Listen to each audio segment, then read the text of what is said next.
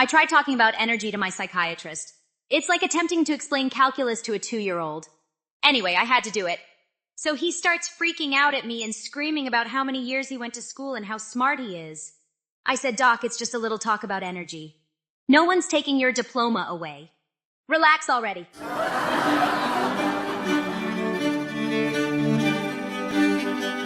Death still worries me a little, but it doesn't terrify me anymore. The stream has assured my friends and me that we are eternal and that it's almost comical to be afraid of dying. Most of us look at death as moving into some sort of eternal nothingness or aloneness, but death is actually when we wake up and remember who we really are. It's a pleasant and beautiful reunion with our eternal beingness. Our me. Mary says that our personality is like a big eye and that our me is training us, the I, so that it can open up and see in this world. The me of Stump, for instance, is teaching the personality called Stump to open up. It's teaching me to soften and let go of my rigid beliefs and desires so that the eternal me, which is what I really am, can function and see more clearly in this physical world. So you think that the Brook is correct in saying that you and I are eyeballs? Mary is a great teacher who knows what she's talking about. She teaches from experience.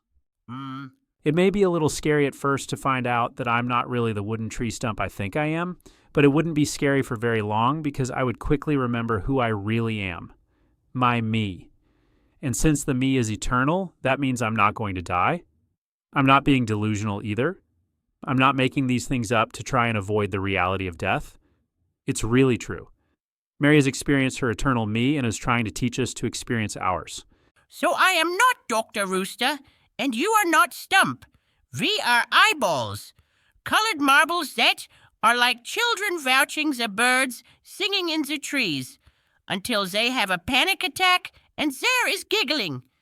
I, Dr. Rooster, who went to university for 10 years, studying medicine and psychiatry, attending hours and hours of lectures on the anatomy and the mind, role-playing, performing experiments, dream therapy, spending my days studying the greatest minds the world has known, the poetry of the mountain, the philosophy of tortoise, the psychological works of wren, koga, and hare.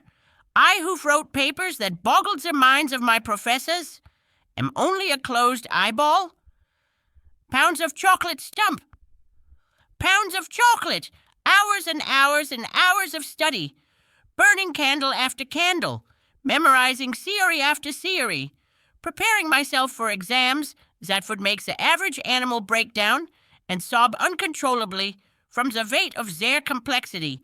Hours and hours and hours. I had no life. I had no life.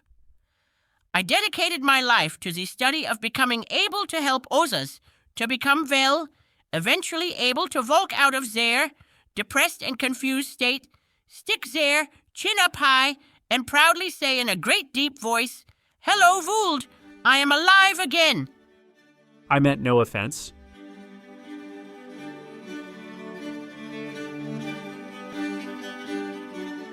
The Stump near the stream. Humorous lessons in spirituality.